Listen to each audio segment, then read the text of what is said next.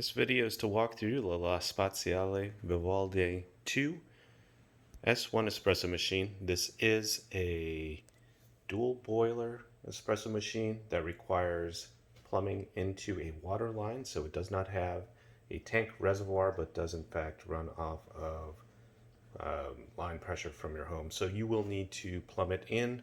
The advantage there is that you never have to refill it. It does not have a drain, so you will need to empty the drain occasionally depending on how you use it. But this machine has plenty of power to steam and pull shots. And as soon as we complete our walkthrough here, I will pull a shot and demonstrate its use and that it is operational. So you can see that the control panel is here. It's got on-off button, a separate controller for the boiler, so you can just run the group head, and that group head can operate independently of not having the boiler on. We have volumetric buttons in order to pull different types of shots. These are programmable, so the on and off time is adjustable by the user. So if I hit it, this one is just currently set to a cleaning cycle, so it will extract or pump through a certain amount of water and then automatically turn off. And typically I just use that to rinse after I pull the shot. Whereas the single I currently have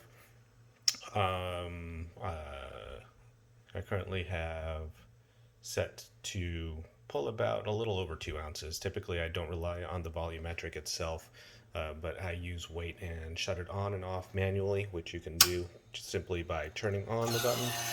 And then when you're done with your shot, hit it again.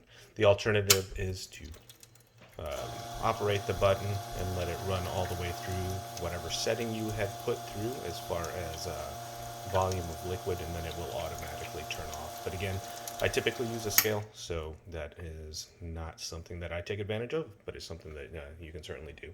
Other features include adjustable pre-infusion, so you'll notice that when you hit the button, it will pre-infuse the puck with line pressure coming off of the plumbed line before the pump kicks in. So if you want to hear that, I'll hit the button, you'll hear the relay click, allowing the water to flow in, and then I think I have it set to about 3 seconds before the pump kicks on. So you'll hear it click, and then a delay, and then the pump.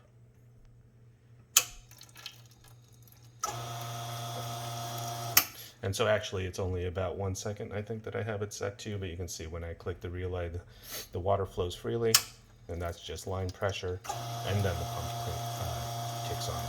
That is adjustable.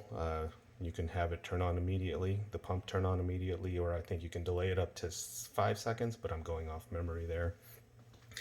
Finally, we have the hot water dispenser, and that is this button, which when you hit it, it dispenses out of that spigot.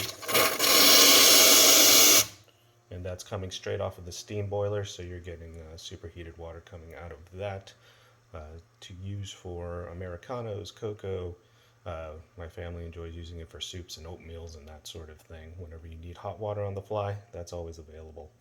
And finally, on the far left here, we have the knob for steam, and so that's simply operated by the channel.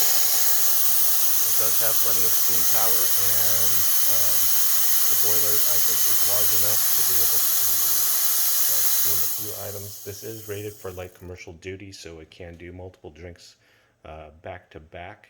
However, it does require a bit of rest time if you're pulling 3 or more drinks. So a light duty espresso cafe might be suitable for this sort of thing. High volume certainly is not. Some other things that I have available but are not included in the listing are the timer unit, and that is back here.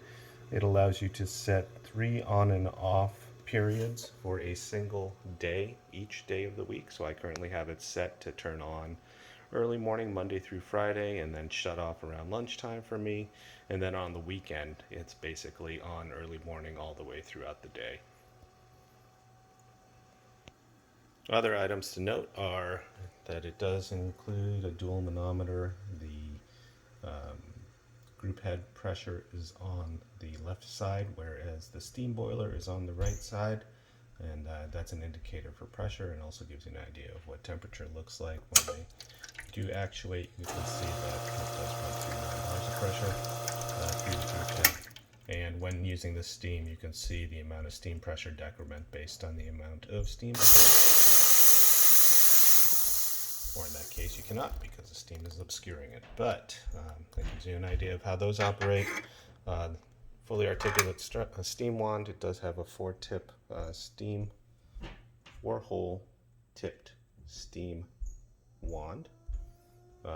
It does get hot, so there's this rubber portion on it to allow you to manipulate it, and then the steam tray or the drip tray itself is quite large.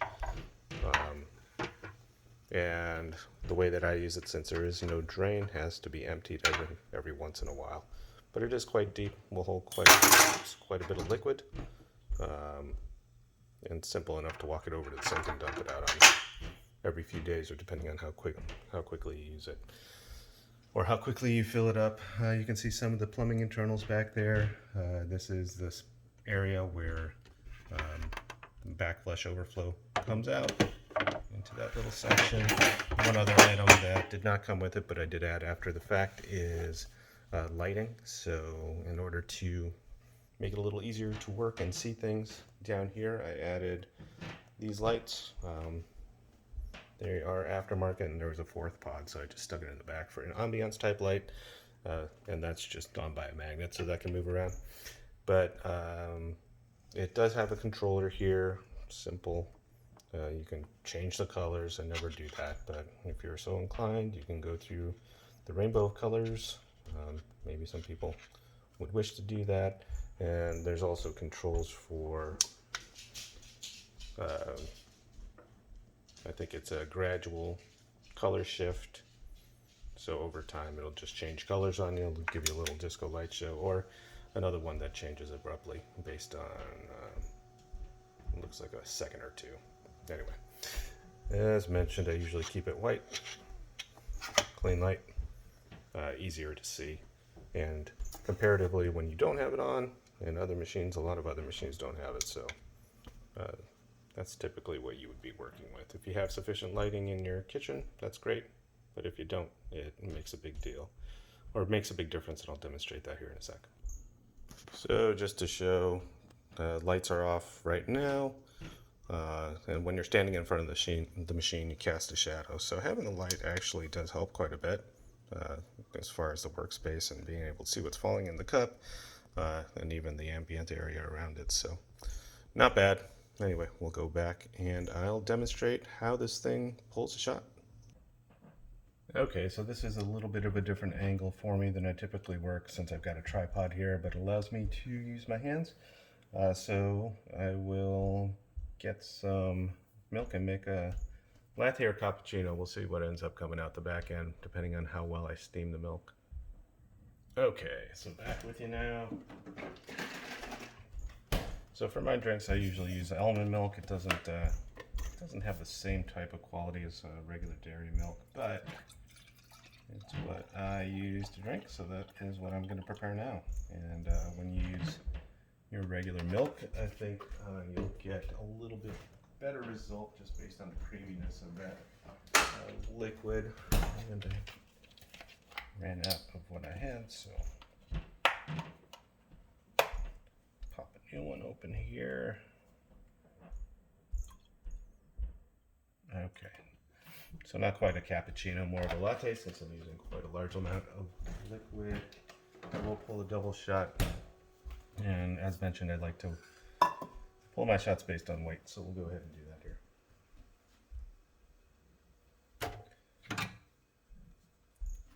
Alrighty. So since I ran some water through the group a couple times, need to clean out the portafilter, get that nice and clean.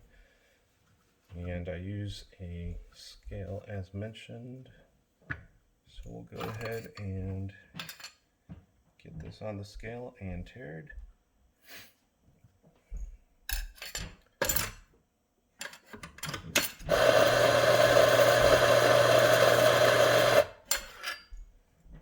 Make sure that we've got about 19. That's a little bit heavier than I typically do. We'll take it down a little bit, hopefully around 18-ish, and that'll work. 18.7 in, so I'm going to shoot 30 seconds.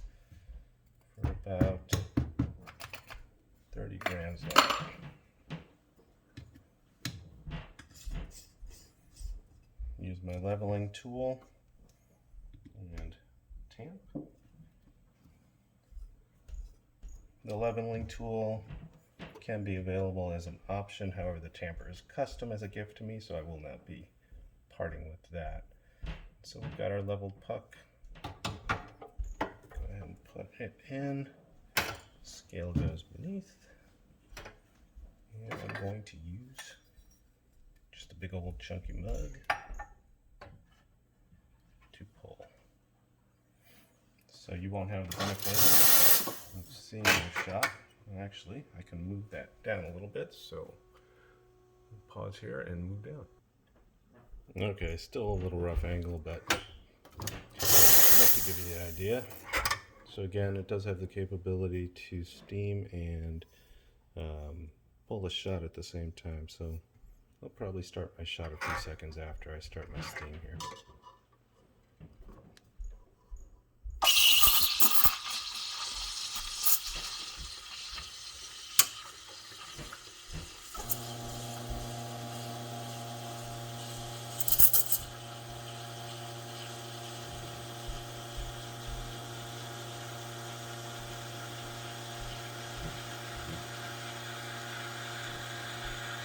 Steamer does have plenty of power, only takes a few seconds to get about 12 to 16 ounces of milk up to 140 degrees, which is what I've done here. I'm going to start this shot at about 30 grams. Just going to use the hot water to close off this thing and purge the wand to keep it clean. And we should have pretty nice pull here. So you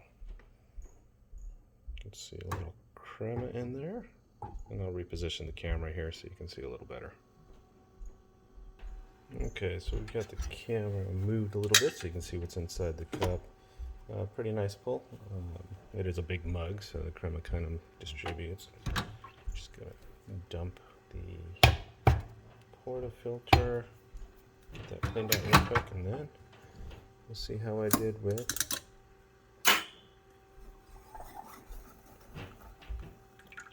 my milk steaming ability, or lack thereof.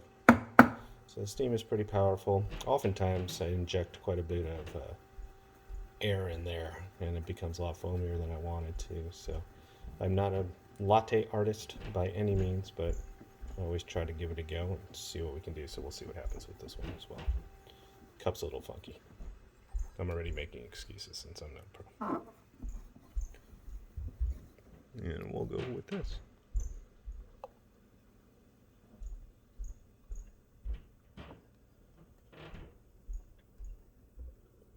I'll call it a pumpkin.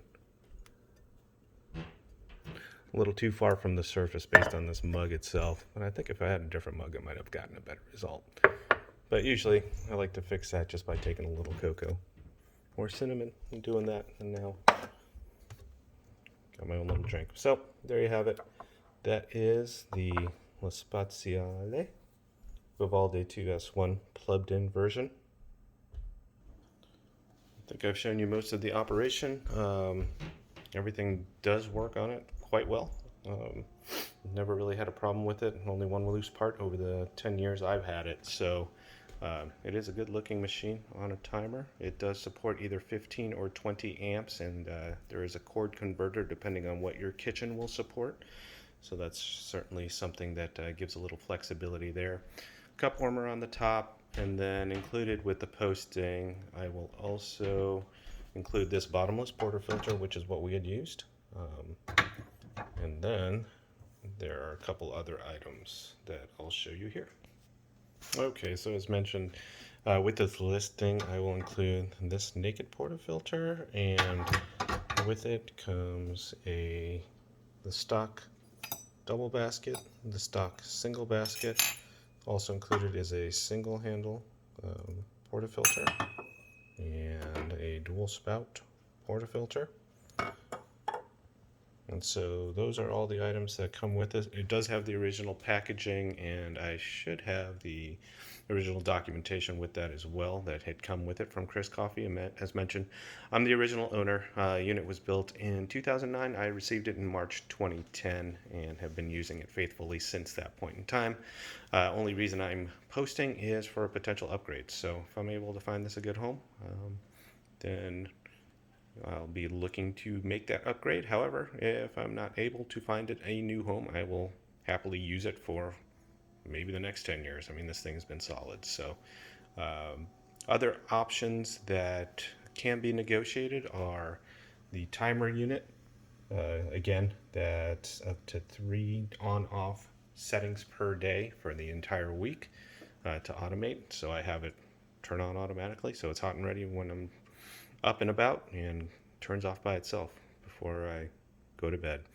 And finally, a few other items that can be discussed, negotiated are this leveling tamper, another naked portafilter.